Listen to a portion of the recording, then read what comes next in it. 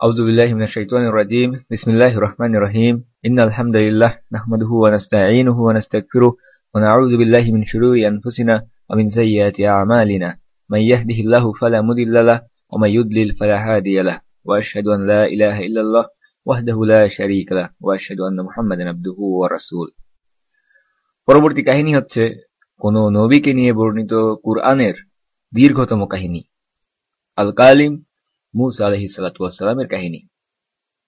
মুসা আলাইহিস সালাম, ফিরআউন এবং বনী ইসরাইলের প্রসঙ্গ নিয়ে আল্লাহ সুবহানাহু ওয়া তাআলা কুরআনের 40টিরও বেশি সূরায় আলোচনা করেছেন এবং সরাসরি মুসা আলাইহিস সালামের নাম আল্লাহ সুবহানাহু ওয়া তাআলা উল্লেখ করেছেন সর্বমোট 136 বার। এমনকি ফিরআউনের নাম আল্লাহ সুবহানাহু ওয়া তাআলা কুরআনে উল্লেখ করেছেন 70 বারেরও বেশি, 74 বার। প্রায় 550 আয়াত আল্লাহ সুবহানাহু ওয়া তাআলা নাযিল করেছেন মুসা, ফিরআউন এবং বনী ইসরাইলের কাহিনী বর্ণনা প্রসঙ্গে। এই কারণে আমরা দেখতে পাই একজন আলেম তিনি মন্তব্য করেছেন, কুরআন যেন অলমোস্ট মুসা আলাইহিস সালামেরই কাহিনী হয়ে যাচ্ছিল। সুবহানাল্লাহ, কুরআনে মুসা আলাইহিস সালামকে এত বেশি বার উল্লেখ করা হয়েছে যে একজন আলেম তিনি মন্তব্য করে বলেছেন কুরআন যেন অলমোস্ট মুসা আলাইহিস সালামেরই কাহিনী হয়ে যাচ্ছিল। 136 বার আল্লাহ সুবহানাহু ওয়া তাআলা মুসা আলাইহিস সালামের নামকে সরাসরি উল্লেখ করেছেন। মুসা আলাইহিস সালাম হচ্ছেন সেই ব্যক্তি যার নাম আল্লাহ সুবহানাহু ওয়া তাআলা কুরআনে সর্বাধিকবার উল্লেখ করেছেন, এবং ফিরআউন হচ্ছে সেই ব্যক্তি যার নাম দ্বিতীয় সর্বাধিকবার আল্লাহ সুবহানাহু ওয়া তাআলা কুরআনে উল্লেখ করেছেন। এমন কোন নবী নেই যার কথা কুরআনে মুসা আলাইহিস সালামের থেকে বেশি আলোচনা করা হয়েছে। এমন কোন কাহিনী নেই যেটা দৈর্ঘ্যের দিক থেকে, বিস্তারের দিক থেকে এবং পুঙ্খানুপুঙ্খভাবে আলোচনা করার দিক থেকে মুসা আলাইহিস সালামের কাহিনীর সমতুল্য। একদিকে আল্লাহ সুবহানাহু ওয়া তাআলা মুসা আলাইহিস সালামের কাহিনীকে একাধিক স্থানে একাধিক সূরাতে বর্ণনা করেছেন, অপরদিকে একই ঘটনাকে আল্লাহ সুবহানাহু ওয়া তাআলা কুরআনের বিভিন্ন স্থানে রিপিট করেছেন। কেন করা হয়েছে? আমরা কি বলতে পারি যে এটা করার অন্যতম একটা কারণ হচ্ছে মুসা আলাইহিস সালাম তিনি একজন বড় নবী, উলুল আজমি মিনার রাসূল, রাসূলদের মধ্যে যারা শ্রেষ্ঠ 5 জন তাদের একজন, এই কারণে এই কাহিনীকে এত গুরুত্ব সহকারে আল্লাহ সুবহানাহু উল্লেখ করেছেন। তাহলে তো আমরা বলতে পারি যে ইব্রাহিম আলাইহিস সালাম তিনি ছিলেন দ্বিতীয় সর্বশ্রেষ্ঠ নবী। ইব্রাহিম আলাইহিস সালাম তিনিও উলুল আজমি মিনার রাসূল, রাসূলদের মধ্যে যারা শ্রেষ্ঠ 5 জন তাদের একজন। এবং ইবনে কাসির রাহিমাহুল্লাহ তিনি উল্লেখ করেছেন যে আলেমদের মধ্যে এই মত সুপ্রতিষ্ঠিত যে নবী মুহাম্মদ সাল্লাল্লাহু আলাইহি ওয়াসাল্লামের পর ইব্রাহিম আলাইহিস সালাম হচ্ছেন দ্বিতীয় সর্বশ্রেষ্ঠ নবী।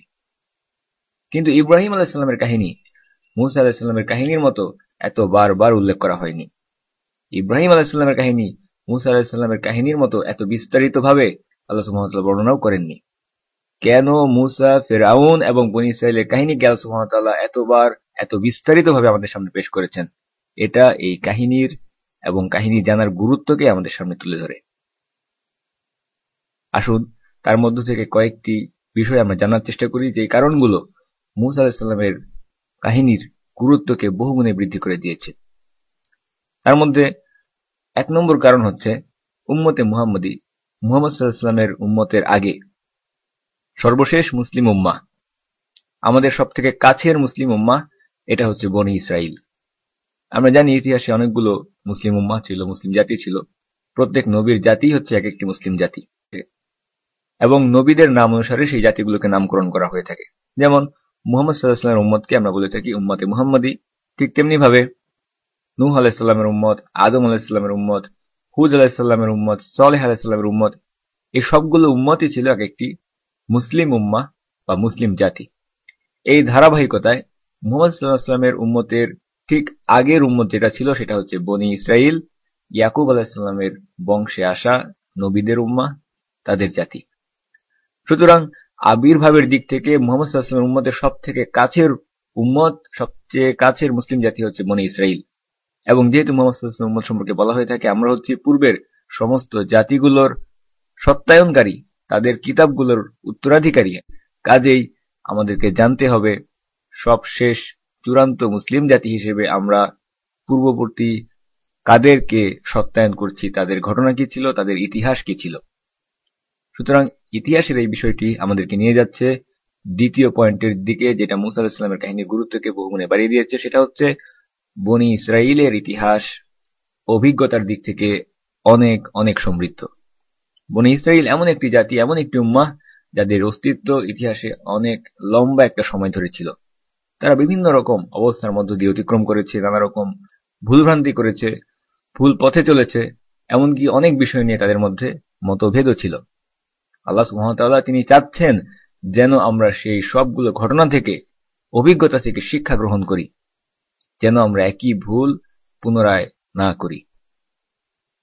আল্লাহ সুবহানাহু ওয়া তাআলা চাচ্ছেন যেন পূর্বের মুসলিম জাতির এই দীর্ঘ ইতিহাস থেকে শিক্ষা নিয়ে সর্বশেষ মুসলিম জাতি হিসেবে আমাদের দুনিয়ার কাজে, দাওয়ার কাজে যেন আমরা সেই শিক্ষাগুলোকে সঠিকভাবে ব্যবহার করতে পারি।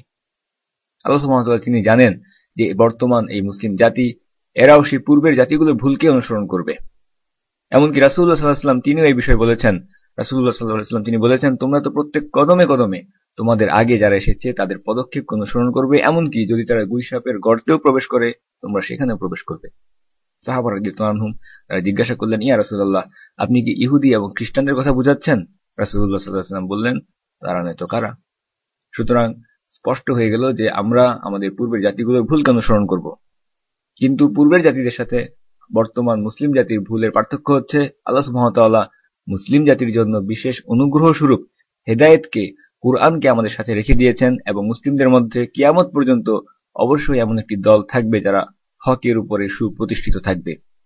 কাজেই সেই ভুল যদি আমরা করেও ফেলি, ভুল থেকে মুক্তির পথ হচ্ছে কুরআনকে দেখা, কুরআনের মাধ্যমে পূর্বের জাতির ঘটনাগুলোকে, অভিজ্ঞতাগুলোকে, ইতিহাসগুলোকে বিশ্লেষণ করা। এবং এই উদ্দেশ্যেই আল্লাহ সুবহানাহু ওয়া তাআলা বনী ইসরাইলের ঘটনাগুলোকে আমাদের সামনে এত বিস্তারিতভাবে, পুঙ্খানুপুঙ্খভাবে বিভিন্ন স্থানে উল্লেখ করেছেন। কাজেই মূসা, ফিরআউন এবং বনী ইসরাইলের কাহিনী আমাদেরকে অবশ্যই জানতে হবে।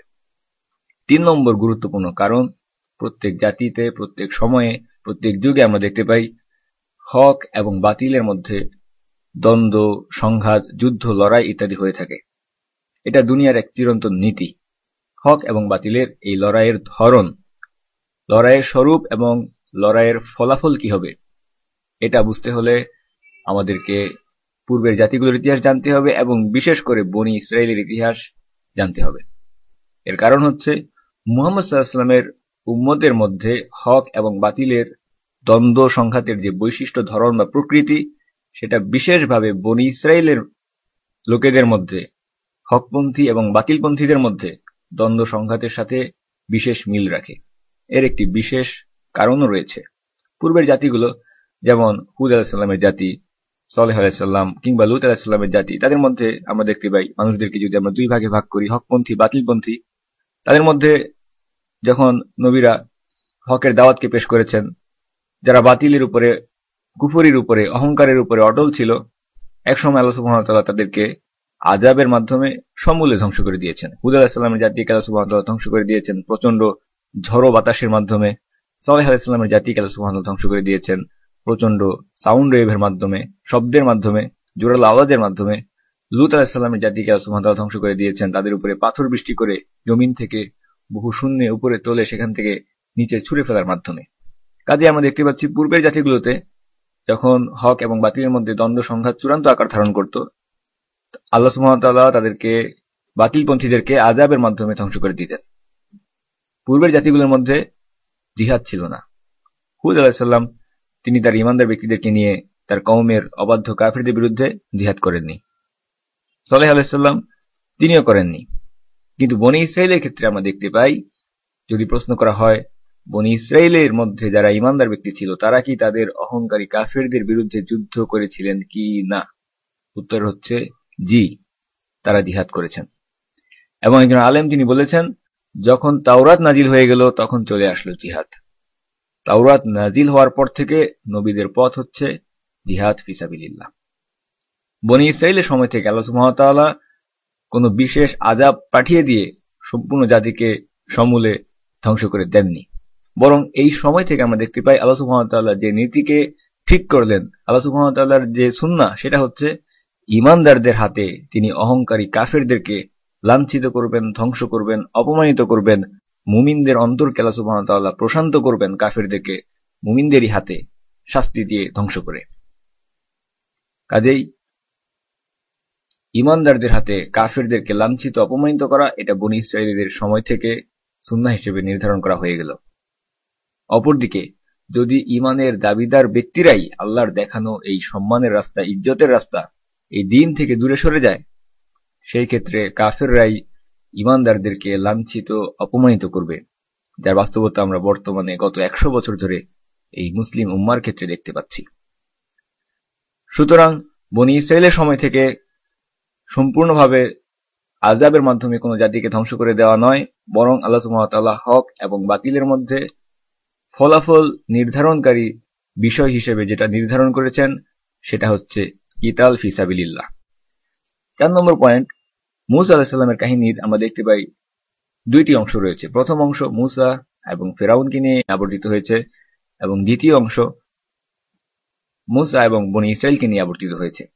এই উভয় অংশই জানা আমাদের জন্য খুবই গুরুত্বপূর্ণ। প্রথমত মূসা এবং ফেরাউনের বিরোধের এই অংশটি, এটা আমাদের কাছে খুবই গুরুত্বপূর্ণ, কারণ ফেরাউন কোনো একক ব্যক্তি ছিল না। ফেরাউনকে যদি আমরা একজন একক ব্যক্তি হিসেবে গণ্য করি এটা ভুল হবে, কারণ ফেরাউন ছিল স্বৈরাচারী, জুলুম এবং অত্যাচারী শাসকদের সবচেয়ে সেরা অত্যাচারী শাসক। সে নিজেই ছিল জুলুম অত্যাচারের প্রতীক বা আইকন। সুবহানাল্লাহ, অত্যাচারী শাসকদের মাধ্যমে নির্যাতনের শিকার হওয়া, লাঞ্ছনার শিকার হওয়া, এই ভোগান্তির মধ্য দিয়ে আমরা দেখতে পাচ্ছি মুসলিম উম্মাহ বর্তমানে একটা লম্বা সময় অতিক্রম করছে। বিভিন্ন মুসলিম ভূমিতে এক একজন ফেরাউন আমাদেরকে শাসন করছে। কাজেই বর্তমান সময়ের এই বহু ফেরাউনদেরকে বুঝতে হলে মূল ফেরাউনের ইতিহাস সেটা জানা আমাদের জন্য খুবই জরুরি, খুবই প্রয়োজনীয়। সমস্ত অত্যাচারীর সেরা অত্যাচারী ছিল ফেরাউন। তাকে কিভাবে মোকাবেলা করা হয়েছিল, মূসা আলাইহিস সালাম কিভাবে তাকে মোকাবেলা করেছিলেন। যদি আমরা বর্তমান সময়ের ফেরাউনদেরকে বুঝতে চাই, তাদেরকে মোকাবেলা করতে চাই, আমাদেরকে জানতে হবে মূসা এবং ফেরাউনের কাহিনী। ফেরাউন সে ছিল একজন শাসক, একজন রাজা, এবং তার শক্তির মূলে ছিল তার এই রাজত্ব, তার রাষ্ট্র ক্ষমতা, তার কিংডম, তার গভর্নমেন্ট, তার সরকার ব্যবস্থা। বর্তমানে আমরা দেখতে পাচ্ছি সারা পৃথিবী ইসলামের বিরুদ্ধে যুদ্ধে লিপ্ত, এবং এই যুদ্ধ নিছক কিছু ব্যক্তি বা গোষ্ঠীর বিচ্ছিন্ন প্রচেষ্টা নয়, বরং কাফের শক্তিগুলো রাষ্ট্র ক্ষমতাকে ব্যবহার করে, সরকার ব্যবস্থাকে ব্যবহার করে ইসলামের বিরুদ্ধে সর্বান্তকরণে চূড়ান্ত যুদ্ধ চালিয়ে যাচ্ছে। সুতরাং বর্তমান যুগের এই ফিতনা অতীতের সেই ফিতনার শুধুমাত্র আধুনিক রূপায়ণ মাত্র, এবং সব থেকে বড় ফিতনা, সেই ফিতনা কি? সেই ফিতনা হচ্ছে দাজ্জালের ফিতনা। এবং দাজ্জাল সম্পর্কে আমরা জানি, দাজ্জাল সেও একজন শাসকের রূপে, একজন সিংহাসনধারী শাসক বা রাজার রূপেই সে আসবে। কাজেই সব থেকে বড় ফিতনা সেই দাজ্জালের ফিতনাও যদি আমরা বুঝতে যাই, আমাদেরকে ফেরাউনের কাহিনী জানতে হবে, কারণ উভয় ঘটনার মধ্যে, স্ট্রাকচারের মধ্যে অনেক সাদৃশ্য রয়েছে। এরপর মূসা আলাইহিস সালামের কাহিনী দ্বিতীয় অংশ, মূসা এবং বনী ইসরাইল। এই অধঃপতিত জাতি বনী ইসরাইলকে মূসা আলাইহিস সালাম কিভাবে পরিচালনা করেছিলেন, তাদেরকে কিভাবে তাদের মধ্যে আত্মসম্মান, মান মর্যাদা ফিরিয়ে এনেছিলেন, ইমানের উপরে আবার তাদেরকে সুপ্রতিষ্ঠিত করেছিলেন। বনী ইসরাইল তারা তাওহীদের উপরেই প্রতিষ্ঠিত ছিল, কিন্তু তাওহীদ বা ইমান তাদের মধ্যে থাকা সত্ত্বেও নানা রকম দুর্নীতি, করাপশন, ত্রুটি বিচ্যুতি, কুসংস্কার তাদের মধ্যে প্রবেশ করেছিল, যেটা আমরা বর্তমান মুসলিম উম্মার দিকে যদি তাকাই আমরা দেখতে পাবো। যদি আমরা কিছু সাদৃশ্য স্থাপন করি যে বনী ইসরায়েলের কাহিনী অধ্যয়ন করা আমাদের জন্য কতটা গুরুত্বপূর্ণ হতে পারে। যেমন বনী ইসরায়েলদের মধ্যে সব থেকে বড় ত্রুটিগুলোর মধ্যে, সব থেকে বড় নাফরমানিগুলোর মধ্যে বনী ইসরায়েলের মধ্যে একটা ছিল, সেটা হচ্ছে তারা আল্লাহর বিধানকে পরিবর্তন করে ফেলেছিল। যেমন আল্লাহ সুবহানাহু ওয়া তাআলা কুরআনে বলেছেন, ওমান লাম ইয়াহকুম বিমা আনজালাল্লাহু ফাউলাইকা হুমুল কাফিরুন। যে সমস্ত লোক আল্লাহ যা নাজিল করেছেন সেটা দিয়ে বিচার ফয়সালা করে না, তারাই হচ্ছে কাফের। অন্যত্র আল্লাহ সুবহানাহু ওয়া তাআলা বলেছেন তারাই হচ্ছে জালিম, তারাই হচ্ছে ফাসিক। এই আয়াত বনী ইসরাইলদের সম্পর্কে নাজিল করা হয়েছিল। হুযায়ফা বিন ইয়ামান সাহাবী, তিনি একজন তাবীকে এই আয়াত সম্পর্কে মন্তব্য করতে শুনলেন যে তাবী বলছেন এই আয়াত বনী ইসরাইলীদের সম্পর্কে নাজিল করা হয়েছে। হুযায়ফা এই কথা শুনে বলে উঠলেন, আল্লাহু আকবার, বনী ইসরাইলীদের থেকে তোমাদের বেশি কাছের, তোমাদের বেশি পছন্দের জ্ঞাতি ভাই আর কেউ নেই। যখনই তোমরা কোরআনে খারাপ কিছু দেখো তখন বলো যে এটা তাদের সম্পর্কে নাজিল করা হয়েছে, আর যখনই তোমরা ভালো কিছু দেখো তখন বলো যে এটা হচ্ছে আমাদের সম্পর্কে এই আয়াত নাজিল করা হয়েছে। হুযায়ফা সাহাবী, তিনি তাবীকে যে শিক্ষাটা দিতে চেয়েছিলেন, তিনি যে বিষয়টা বুঝাতে চাচ্ছিলেন সেটা হচ্ছে এই আয়াত যদিও বনী ইসরাইল সম্পর্কে নাজিল করা হয়েছে, কিন্তু বর্তমান মুসলিম উম্মাহ থেকেও যদি কারো মধ্যে তাদের সেই আচরণের মিল পাওয়া যায়, সাদৃশ্য পাওয়া যায়, তাহলে এই উম্মার সদস্য হওয়ার পরও তার মধ্যে সেই একই বিষয়, একই বিধান প্রযোজ্য হবে, সেও একই হুকুমের আওতায় পড়বে। এবং এ কারণেই আল্লাহ সুবহানাহু ওয়া তাআলা এই বিষয়কে আমাদের সামনে উল্লেখ করেছেন। সুতরাং আপনি যদি আল্লাহর বিধানকে পরিত্যাগ করেন, আল্লাহর বিধান অনুসারে আল্লাহ যা নাজিল করেছেন সেটা অনুসারে বিচার ফয়সালা না করেন, আপনি বনী ইসরাইল হন বা অন্য কোনো উম্মার সদস্য হন না কেন, আপনার বেলাতেও এটা কুফর, জুলুম এবং ফিস্ক হিসেবেই গণ্য করা হবে। বর্তমানে মুসলিম উম্মাহ বিভিন্ন ভূমিতে যে সমস্যায় ভুগছে তার অন্যতম প্রধান কারণ হচ্ছে আল্লাহর দেওয়া বিধানকে পরিত্যাগ করা, আল্লাহর দেওয়া শরিয়াকে পরিত্যাগ করা, মানবরচিত বিধানের সাথে মানবরচিত বিধান দিয়ে দেশ, রাষ্ট্র, সমাজ পরিচালনা করা, যার ফলে সবকিছুতে আমরা দেখতে পাচ্ছি বিশৃঙ্খলা এবং ভারসাম্যহীনতা। ৫ নম্বর কারণ, যে কারণে আল্লাহ সুবহানাহু ওয়া তাআলা বনী ইসরাইল জাতি বা ইহুদিদের সম্পর্কে, বর্তমানে যারা ইহুদি হিসেবে পরিচিত, তাদের সম্পর্কে এত বেশি আলোচনা করেছেন কোরআনে, তার অন্যতম একটি কারণ হচ্ছে আল্লাহ সুবহানাহু ওয়া তাআলা তিনি সর্বজ্ঞানী এবং আল্লাহর সেই জ্ঞানের অন্তর্ভুক্ত বিষয় এটা আল্লাহ জানেন। বনী ইসরাইলদের এই দল বা বর্তমানের ইহুদি, এরাই হচ্ছে আল্লাহর দ্বীনের প্রধান শত্রু। এই দলটি আল্লাহর দ্বীনের প্রধান শত্রু হবে প্রথম দিন থেকে শুরু করে কিয়ামত পর্যন্ত। সুবহানাল্লাহ, সংখ্যার দিক থেকে যদি আমরা তুলনা করি, আমরা দেখতে পাবো ইহুদিরা খুবই ক্ষুদ্র একটি উম্মাহ, খুবই ক্ষুদ্র একটি জাতি, তাদের লোক সংখ্যা খুবই কম। জাতি হিসাবে 100 কোটির বেশি মানুষ রয়েছে মুশরিকদের, হিন্দুদের মধ্যে 100 কোটির সংখ্যা বেশি, হিন্দুদের মধ্যে জনসংখ্যা 100 কোটিরও বেশি, বৌদ্ধদের মধ্যেও 100 কোটির বেশি মানুষ বসবাস করে, তারা মুশরিক, কাফের। কিন্তু আল্লাহ সুবহানাহু ওয়া তাআলা কেন হিন্দু বা বৌদ্ধদেরকে নিয়ে এত আলোচনা করলেন না? তারা তো সংখ্যায় ইহুদিদের থেকে অনেক অনেক বেশি। সুতরাং বোঝা যাচ্ছে সংখ্যায় বেশি হওয়া এটা মূল বিষয় নয়, মূল বিষয় হচ্ছে কার্যকারিতা। মূল কারণ এটাই যে প্রথম দিন থেকে শুরু করে ইহুদিরা বর্তমান সময় পর্যন্ত ইসলামের বিরুদ্ধে প্রধান শত্রুর ভূমিকায় অবতীর্ণ হয়েছে। তারা ইসলামের বিরুদ্ধে যুদ্ধ চালিয়ে যাচ্ছে। প্রতি মুহূর্তে তারা এই দ্বীনের বিরুদ্ধে, আল্লাহর দেওয়া জীবন ব্যবস্থার বিরুদ্ধে চক্রান্ত, ষড়যন্ত্র করে আসছে। 1400 বছর আগে মদিনায় মুনাফিকদেরকে সমর্থন করেছিল এই ইহুদিরা। মুনাফিকদেরকে তারা লেলিয়ে দিয়েছিল আল্লাহ রাসূল সাল্লাল্লাহু আলাইহি ওয়াসাল্লামের বিরুদ্ধে, এবং বর্তমান যুগের মুনাফিকরা তারাও সমর্থন পাচ্ছে বর্তমান যুগের ইহুদিদের। বর্তমান যুগের ইহুদিরা তারাও বর্তমান যুগের মুনাফিকদেরকে সাহায্য, সমর্থন, সহযোগিতা দিয়ে আসছে। 1400 বছর আগে আল্লাহ রাসূল সাল্লাল্লাহু আলাইহি ওয়াসাল্লামের বিরুদ্ধে যুদ্ধ করার জন্য ইহুদিরা মিলে পরিকল্পনা করে আরবের গোত্রগুলোকে খেপিয়ে নিয়ে এসেছিল, একত্রিত করেছিল, মুসলিমদের বিরুদ্ধে লাগিয়ে দিয়েছিল।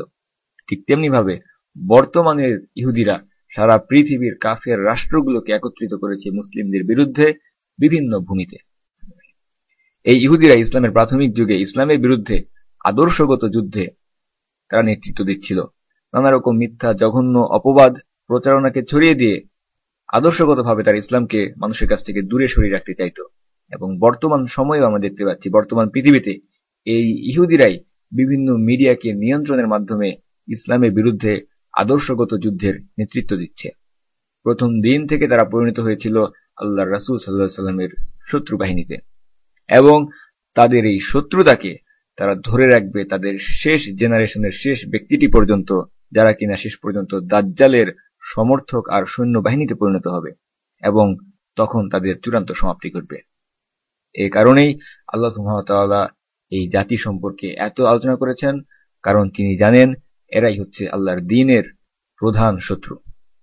সুতরাং এই কারণগুলোকে যদি মাথায় রেখে আমরা মূসা, ফিরআউন এবং বনী ইসরাইলের কাহিনী সম্পর্কে আলোচনা শুরু করি, সেটা আমাদেরকে অনেক বেশি সাহায্য করবে সেখান থেকে শিক্ষা গ্রহণ করতে।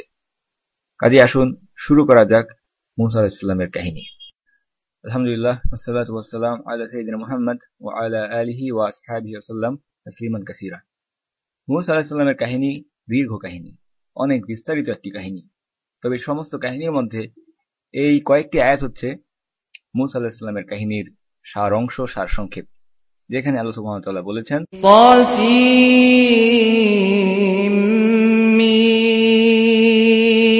তিলকা আয়াতুল কিতাবিল মুবিন নাতলু আলাইকা মিন নাবাই মূসা ওয়া ফিরআউন বিল হাক্কি লিকাওমিন ইউমিনুন। তিলকা আয়াতুল কিতাবিল মুবিন, এগুলো হচ্ছে সুস্পষ্ট কিতাবের আয়াত। নাতলু আলাইকা মিনান নাবাইল মূসা ওয়া ফিরআউনা বিল হক লিকাওমি ইউমিনুন, আমি আপনার কাছে মূসা এবং ফিরআউনের বৃত্তান্তকে বর্ণনা করছি। আল্লাহ সুবহানাহু ওয়া তাআলা বলেছেন নাবা, সংবাদ বা খবরকে আল্লাহ সুবহানাহু ওয়া তাআলা বর্ণনা করছেন, মুসা এবং ফিরআউনের খবর। সুতরাং আল্লাহ সুবহানাহু ওয়া তাআলা বলছেন এটা হচ্ছে একটা নিউজ, খবর। এবং এরপর আল্লাহ সুবহানাহু ওয়া তাআলা বলছেন বিল হক, সত্য সংবাদ, সত্য সহকারে আল্লাহ সুবহানাহু ওয়া তাআলা এই সংবাদকে আমাদের সামনে পেশ করেছেন। বর্তমানে আমরা যখন বিভিন্ন উৎস থেকে সংবাদ লাভ করি, তার মধ্যে মিথ্যা মিশ্রিত থাকে, সত্য মিশ্রিত থাকতে পারে, সত্য মিথ্যা মিশ্রিত সংবাদ আমরা লাভ করি। কিন্তু আল্লাহ সুবহানাহু ওয়া তাআলা বলছেন তিনি যে সংবাদকে আমাদের সামনে পেশ করছেন সেটা হচ্ছে সম্পূর্ণ সত্য, বিল হক। কাদের জন্য এই সংবাদকে আল্লাহ সুবহানাহু ওয়া তাআলা পেশ করছেন? লিকাউমি ইউমিনুন, ঈমানদার সম্প্রদায়ের জন্য, মুমিনদের উদ্দেশ্যে আল্লাহ সুবহানাহু ওয়া তাআলা এই ঘটনাকে, সংবাদকে আমাদের সামনে পেশ করছেন। এরপর আল্লাহ সুবহানাহু ওয়া তাআলা এই সূরায় মূসা আলাইহিস সালামের সময়কার সামাজিক এবং রাজনৈতিক অবস্থা সম্পর্কে হাইলাইট করেছেন। আল্লাহ সুবহানাহু ওয়া তাআলা বলছেন, ইন্না ফিরআউনা আলা ফিল আরদি ওয়া জাআলা আহলাহা শিয়আ ইয়াস্তাদঈফু তাঈফাতাম মিনহুম ইউযাব্বিহু আবনাআহুম ওয়া ইস্তাহয়ী নিসাআহুম ইন্নাহু কানা মিনাল মুফসিদিন। ইন্না ফিরআউনা আলা ফিল আরদ, ফিরআউন জমিনে উদ্ধত হয়ে উঠেছিল, প্রভাবশালী হয়ে উঠেছিল। ইন্না ফিরআউনা আলা ফিল আরদ ওয়া জাআলা আহলাহা শিয়াআন, এবং জমিনের বাসিন্দাদেরকে সে বিভিন্ন দল উপদলে বিভক্ত করে রেখেছিল। ইয়াস্তাদঈফু তাঈফাতাম মিনহুম, তাদের মধ্যে একটা দলকে সে দুর্বল করে রেখেছিল, একটা দলকে সে দুর্বল করে রেখেছিল। ইউযাব্বিহু আবনাহুম ওয়া ইস্তাহয়ী নিসাআহুম, তাদের পুত্র সন্তানদেরকে সে জবাই করত, হত্যা করত, এবং নারীদেরকে জীবিত ছেড়ে দিত। আল্লাহ সুবহানাহু ওয়া তাআলা বলছেন, ইন্নাহু কানা মিনাল মুফসিদিন, নিশ্চয়ই সে ছিল ফাসাদ সৃষ্টিকারীদের মধ্যে একজন, অনর্থ সৃষ্টিকারীদের মধ্যে একজন। সুতরাং এটাই হচ্ছে সেই সময়কার রাজনৈতিক অবস্থা। ফিরআউন একমাত্র নেতৃত্বস্থানীয় ক্ষমতাধর ব্যক্তি, ক্ষমতার দ্বন্দ্বে তার সমকক্ষ কেউ ছিল না, সে ছিল আনপ্যারালাল পাওয়ার হেড, এবং সে এতটাই প্রভাবশালী, ক্ষমতাধর, শক্তিশালী ছিল, জনগণের জীবনের উপরে সে এমনভাবে প্রভাব বিস্তার করে রেখেছিল, সে ভাবতে শুরু করলো সেই হচ্ছে সবার রব, দাবি করতে শুরু করলো, সে বলল আনা রব্বুকুমুল আলা, আমি তোমাদের সবচেয়ে বড় রব। এমনকি ফিরআউন আরো বলল, وقال فرعون يا أيها الملأ ما علمت لكم من إله غيري, আমি তো জানি না যে আমি ছাড়া তোমাদের আর কোনো ইলাহ আছে, আমি ছাড়া তোমাদের আর কোনো ইলাহ বা উপাস্য আছে, এরকম কোনো সংবাদ আমার জানা নেই। সুতরাং তার এতটাই ক্ষমতা ছিল, আল্লাহ সুবহানাহু ওয়া তাআলা তাকে এতটাই ক্ষমতা দিয়েছেন, সে নিজেকে দিব্যি প্রকাশ্য ইলাহ, উপাস্য, রব বলে দাবি করতে শুরু করলো। এমনকি কেউ এই কথার প্রতিবাদ করার সাহস পেল না। যখন সে বলল আমি তোমাদের সব থেকে বড় রব, কেউ বলল না যে তুমি অবাস্তব দাবি করছো, তুমি ভুল করছো। এটা একটা নির্দেশক, এটা বোঝার জন্য, এই অবস্থা বোঝার জন্য যে ফিরআউন কত বড় অত্যাচারী, জালিম, কত বড় প্রভাবশালী ছিল। সে এরকম দাবি করেছে কারণ এটা বলার মতো প্রভাব তার জনগণের জীবনের উপরে তার ছিল। আল্লাহ সুবহানাহু ওয়া তাআলা বলছেন, ইন্না ফিরআউনা আলা ফিল আরদি ওয়া জাআলা আহলাহা শিয়আন ইয়াস্তাদঈফু তাঈফাতাম মিনহুম, আল্লাহ সুবহানাহু ওয়া তাআলা বলছেন ওয়া জাআলা আহলাহা শিয়াআন ইয়াস্তাদঈফু তাঈফাতাম মিনহুম, সে জমিনের বাসিন্দাদেরকে বিভিন্ন দলে উপদলে বিভক্ত করে রেখে তাদের একটা দলকে সে দুর্বল করে রেখেছিল। প্রথমত সে কি করেছে, জমিনের বাসিন্দা দেশবাসীদেরকে বিভিন্ন দল উপদল গ্রুপে বিভক্ত করে রেখেছে, এবং তাদের একটা দলকে সে দুর্বল করে রেখেছে। আমরা দেখতে পাই সমস্ত যুগে সমস্ত জালিম অত্যাচারী শাসকদের শাসনের নীতি হচ্ছে এটা, বিভক্তি, ডিভাইড এন্ড রুল, ভাগ করো এবং শাসন করো। অত্যাচারী শাসক তার শাসন ক্ষমতাকে পরিচালনা করে, শাসন ক্ষমতাকে টিকিয়ে রাখে বিভক্তির মাধ্যমে। অপরদিকে একজন ন্যায়পরায়ণ শাসক, তিনি শাসন করেন জনগণকে একত্রিত করে ঐক্যের মাধ্যমে।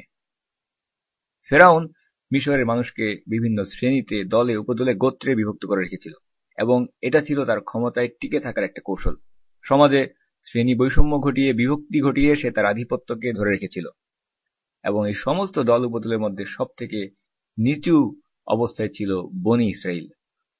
অন্যান্য গোত্রগুলোকে তাদের থেকে বেশি মর্যাদা দেওয়া হতো, এবং বনি ইসরাইলকে দাস দাসীতে পরিণত করে রাখা হয়েছিল। ইয়াস্তাদঈফু তাঈফাতাম মিনহুম, তাদের মধ্যে একটা দলকে দুর্বল করে রেখেছিল, এবং তাদের পুত্র সন্তানদেরকে সে হত্যা করত, জবাই করত, এবং নারীদেরকে সে জীবিত ছেড়ে দিত। এই বনি ইসরাইল সম্পর্কে আমরা আলোচনা করে বলেছি, বনি ইসরাইল এরা হচ্ছে ইয়াকুব আলাইহিসসালামের বংশধর। ইসরাইল এটা ইয়াকুব আলাইহিসসালামের আরেকটা নাম। ইউসুফ আলাইহিসসালাম এবং তার ভাইরা যখন কেনান থেকে ফিলিস্তিন থেকে মিশরে হিজরত করে আসলেন, তখন থেকে তারা মিশরেই বসবাস করতে শুরু করলো এবং ধীরে ধীরে সময়ের সাথে সাথে তাদের এই বংশ এবং জনসংখ্যা অনেক গুণে বৃদ্ধি পেল। পরবর্তীতে তারা ফিরআউনের সময়ে একটি বিশাল জাতিতে পরিণত হয়েছিল এবং কিছু কিছু বর্ণনায় উল্লেখ করা হয় মুসা আলাইহিস সালাম যখন তাদেরকে নিয়ে মিশর ছেড়ে চলে যাচ্ছিলেন তখন তাদের জনসংখ্যা ছিল 6 লক্ষ। এই বিশাল জনসংখ্যার মধ্যে পরিকল্পিতভাবে ফিরআউন একটি গণহত্যা ধারাবাহিকতা রক্ষা করে একটি নিয়মের মতো করে সে গণহত্যা চালিয়ে আসছিল। নিয়মটা হচ্ছে শিশু সন্তান, পুত্র সন্তানদেরকে হত্যা করো। এটাকে সে একটা রাষ্ট্রীয় আইনে পরিণত করল। এই গণহত্যার কারণ কি ছিল? ফিরআউন একটা স্বপ্ন দেখেছিল। সেই স্বপ্নের ব্যাখ্যাটা ছিল এরকম যে ফিরআউন বর্তমানে যদিও শাসক অবস্থায় আছে, কিন্তু অচিরেই বনী ইসরায়েলের মধ্যে এমন একজন শিশুর জন্ম হবে, এমন এক পুত্র সন্তানের জন্ম হবে যে তার রাজত্বকে কেড়ে নেবে। ফিরআউন যখন এই স্বপ্নের ব্যাখ্যা শুনল, সে চিন্তিত না হয়ে বলল, ঠিক আছে, কোনো অসুবিধা নেই।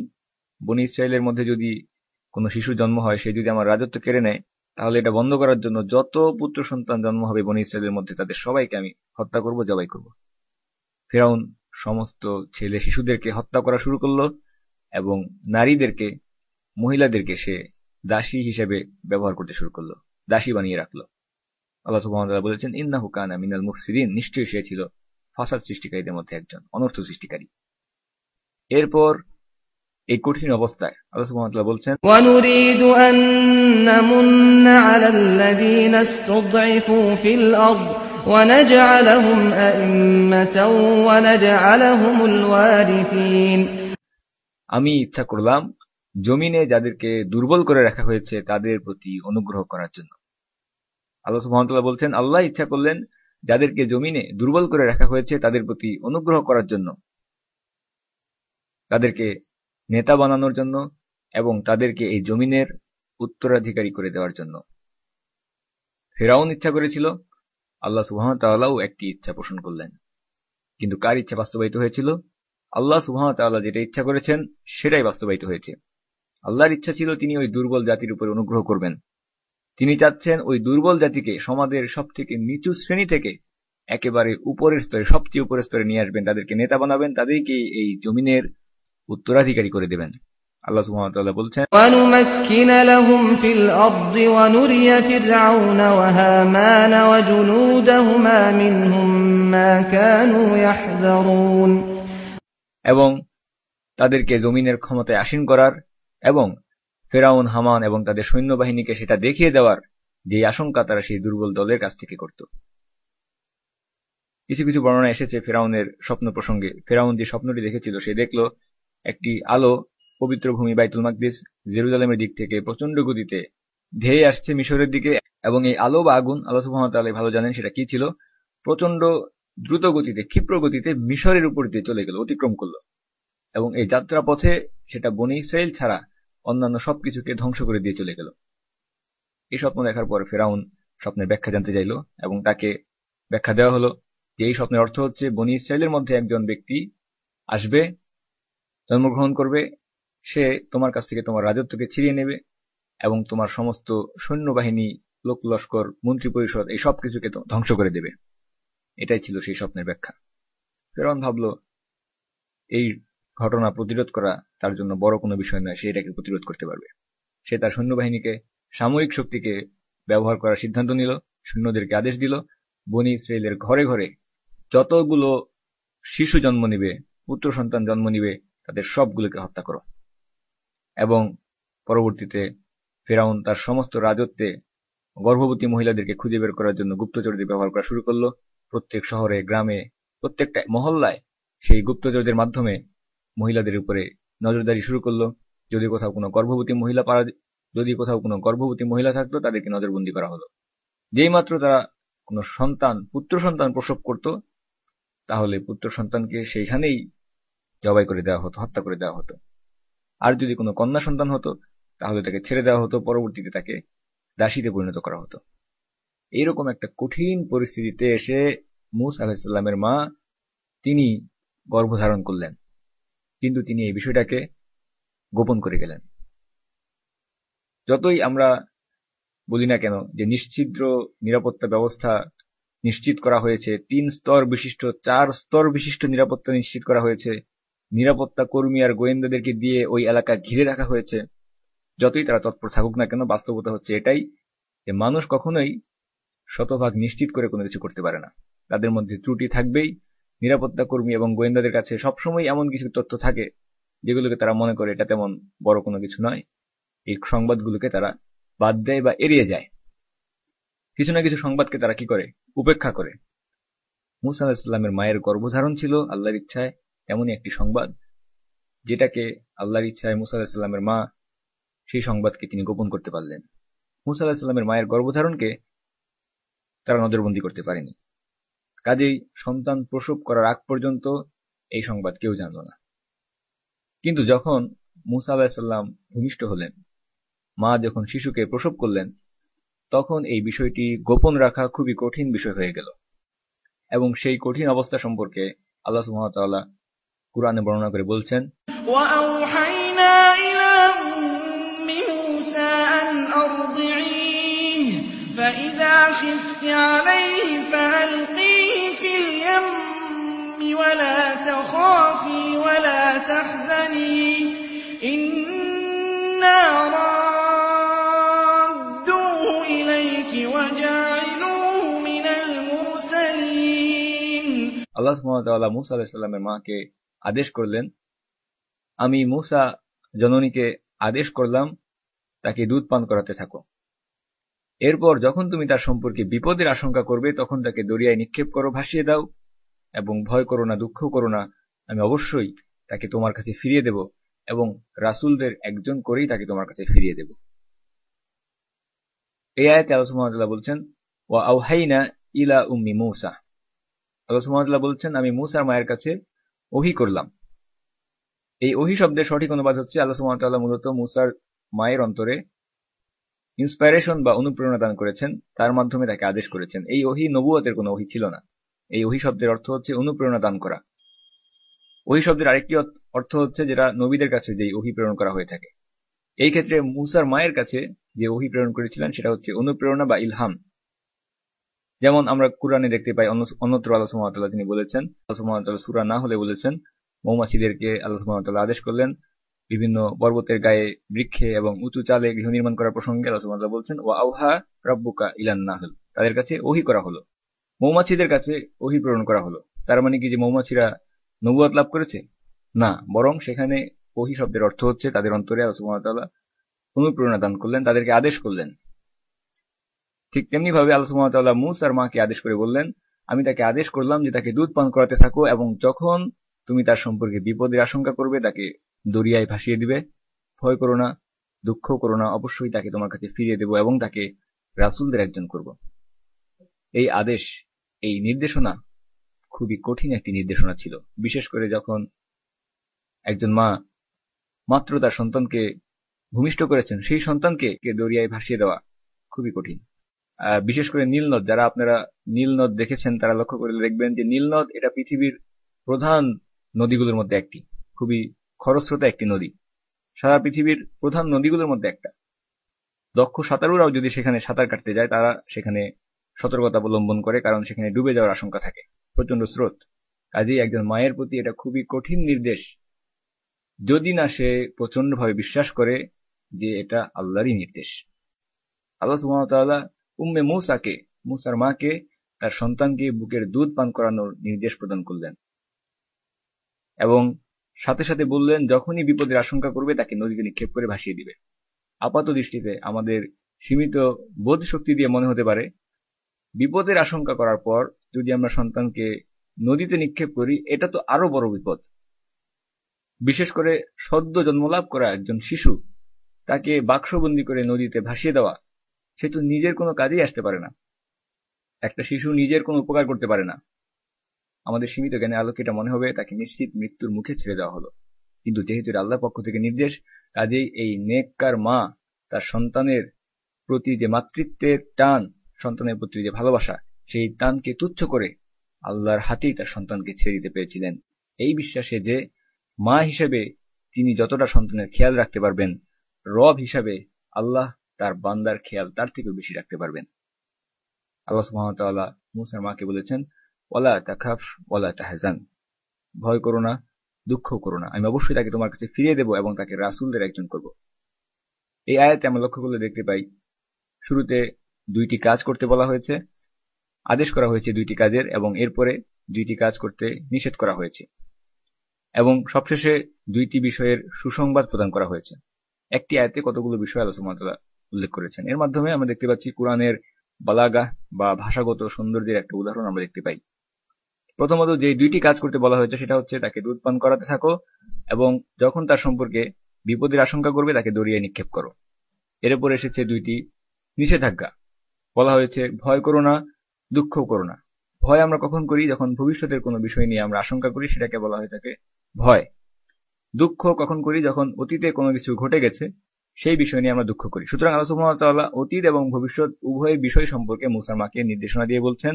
অতীতের বিষয়ে, অর্থাৎ যখন তুমি তাকে সমুদ্রে বা যখন তাকে তুমি নদীতে ভাসিয়ে দিলে, তাকে ভাসিয়ে দিলাম, সামনে কি হবে ভবিষ্যতের এই ভয় তুমি করো না। এবং সন্তানকে নদীতে নিক্ষেপ করার পর যখন সে তোমার কাছ থেকে আলাদা হয়ে গেল, এই ঘটনাগুলো মনে করে তুমি দুঃখ অনুভব করো না। এরপর আল্লাহ সুবহানাহু ওয়া তাআলা বলছেন দুইটি প্রতিশ্রুতির কথা। আল্লাহ বলছেন, আমি অবশ্যই তাকে তোমার কাছে ফিরিয়ে দেব এবং তাকে রাসূলদের একজন করব। মূসার মাকে আল্লাহ সুবহানাহু ওয়া তাআলা এখানে দুইটি ওয়াদা করেছেন, প্রতিশ্রুতি দিয়েছেন, আশ্বাস দিয়েছেন। আল্লাহ সুবহানাহু ওয়া তাআলা বলেছেন তাকে ফিরিয়ে দেওয়া হবে, রাসূলদের একজন তাকে বানানো হবে। এই নেক মায়ের জন্য আল্লাহর পক্ষ থেকে এটা খুবই কঠিন একটা পরীক্ষা ছিল। আল্লাহ তাকে বলছেন, তুমি যদি তোমার সন্তানের ভালো চাও, মঙ্গল চাও, তাহলে তাকে নদীতে ভাসিয়ে দাও।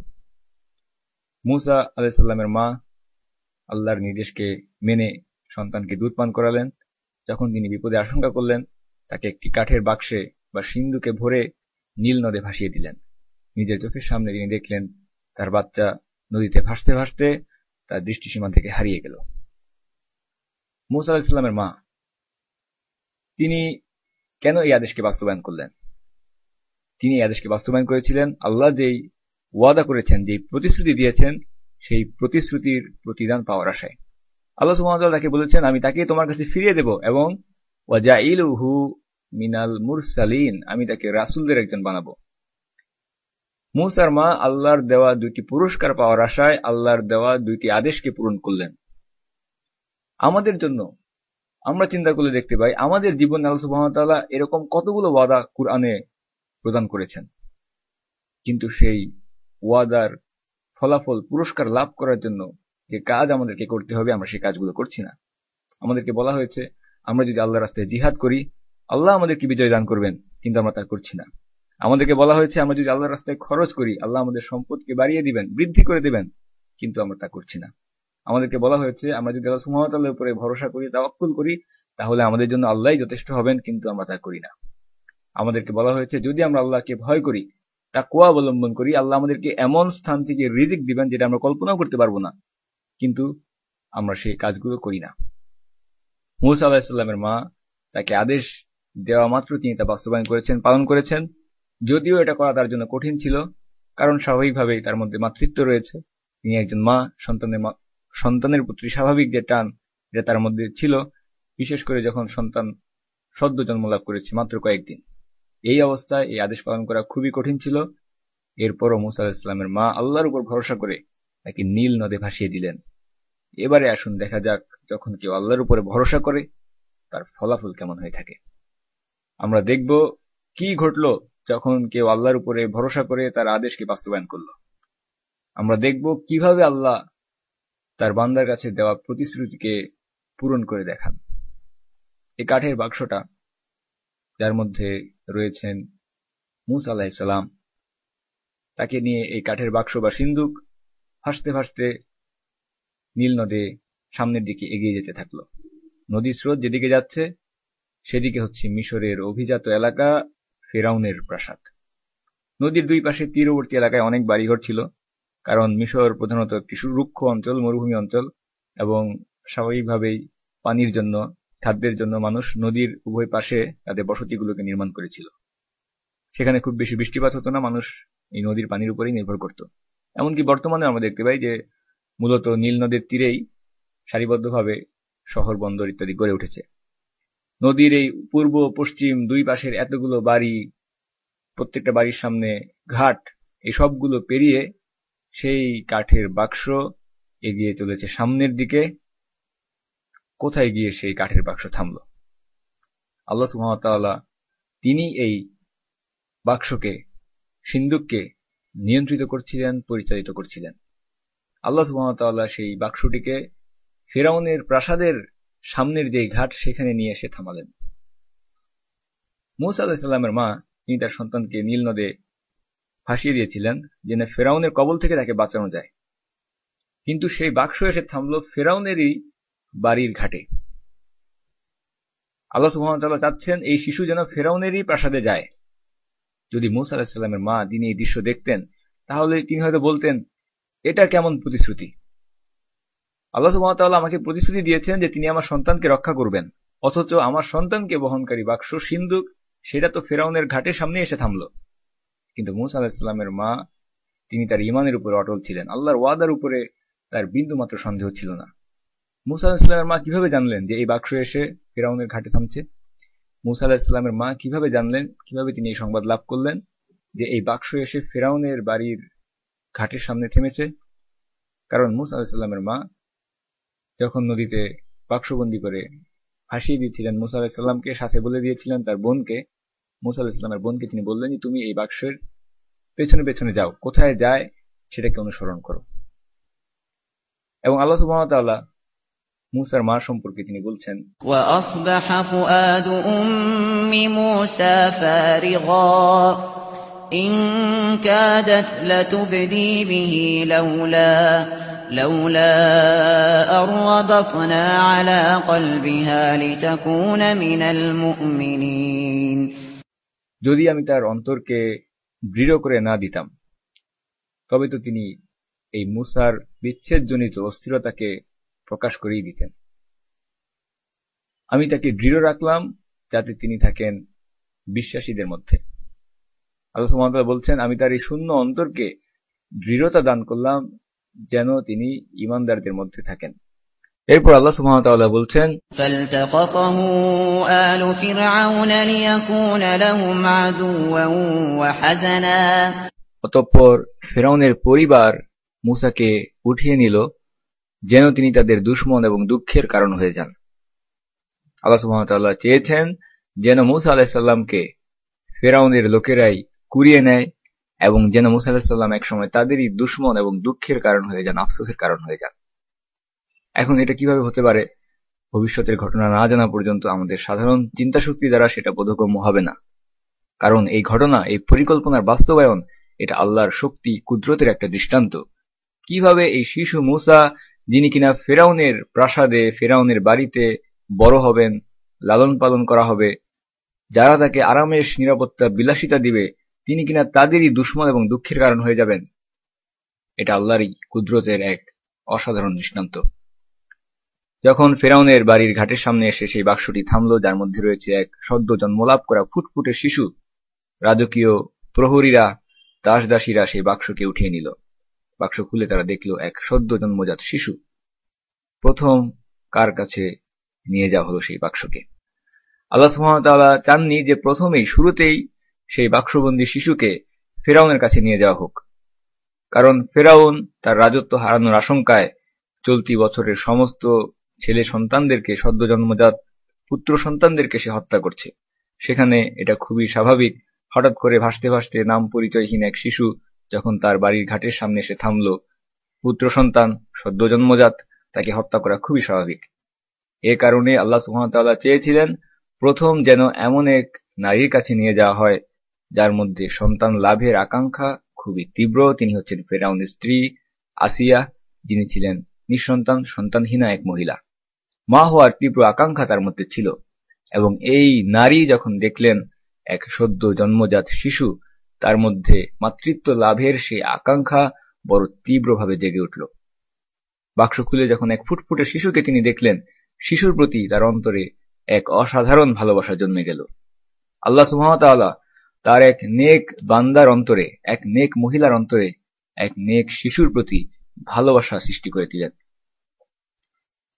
আল্লাহ সুবহানাহু ওয়া তাআলা পরবর্তী ঘটনা আমাদের সামনে বর্ণনা করে বলছেন, এরপর ফেরাউনের স্ত্রী সে বলল, وقالت امرأة فرعون قرة عين لي ولك لا تقتلوه عسى أن ينفعنا أو نتخذه ولدا এই শিশু আমার এবং তোমার চক্ষু শীতলকারী হবে, লা তাকতুলুহু, তাকে হত্যা করো না। এই আয়াত থেকে আমরা বুঝতে পারি, যখন পরবর্তীতে ফেরাউনের সামনে সেই শিশুটিকে নিয়ে আসা হয়েছিল, সাথে আসিয়া তিনিও আসলেন, ফেরাউন সেই শিশুটিকে হত্যা করতে চেয়েছিল, যার কারণে ফেরাউনের স্ত্রী তিনি বলছেন, লা তাকতুলুহু, তাকে হত্যা করো না, হয়তো সে আমার এবং তোমার উভয়ের জন্যই চক্ষু শীতলকারী হবে। ফেরাউনকে, মূসা আলাইহিস সালামকে হত্যার চেষ্টা করা হয়েছিল। ফেরাউন তার রাজত্ব হারানোর আশঙ্কায় এই শিশুটিকে হত্যা করতে চেয়েছিল, কারণ সে ভেবেছিল এই শিশুটি বনী ইসরায়েলের কোনো একজন হতে পারে। কিন্তু আল্লাহ সুবহানাহু ওয়া তাআলা মূসা আলাইহিস সালামের জন্য নিরাপত্তার ব্যবস্থা করে দিলেন, তাকে ফেরাউনেরই প্রাসাদে থেকে বড় হওয়ার সুযোগ করে দিলেন, লালন পালনের ব্যবস্থা করে দিলেন। এই ঘটনা আমাদেরকে স্পষ্টভাবে দেখিয়ে দিচ্ছে, প্রমাণ করে দিচ্ছে, যদি আল্লাহ সুবহানাহু ওয়া তাআলা তার কোনো বান্দাকে সাহায্য করতে চান, আল্লাহ সুবহানাহু ওয়া তাআলা তা করতে সক্ষম। বাহ্যিক পরিস্থিতি যেমনই হোক না কেন, আল্লাহ যদি চান তার কোনো বান্দাকে নিরাপত্তা দিবেন, সাহায্য করবেন, আল্লাহ তা করতে সক্ষম। কারণ আপনি জানেন না কখন কিভাবে কাদেরকে আল্লাহ তার সৈন্যবাহিনীতে পরিণত করবেন। আল্লাহ সুবহানাহু ওয়া তাআলা ফেরাউনের প্রাসাদে ফেরাউনের স্ত্রীকে মূসা আলাইহিস সালামের জন্য সাপোর্টার, সমর্থক বানিয়ে দিলেন। স্বয়ং ফেরাউনের স্ত্রী তিনি হয়ে গেলেন মূসা আলাইহিস সালামের সাপোর্টার।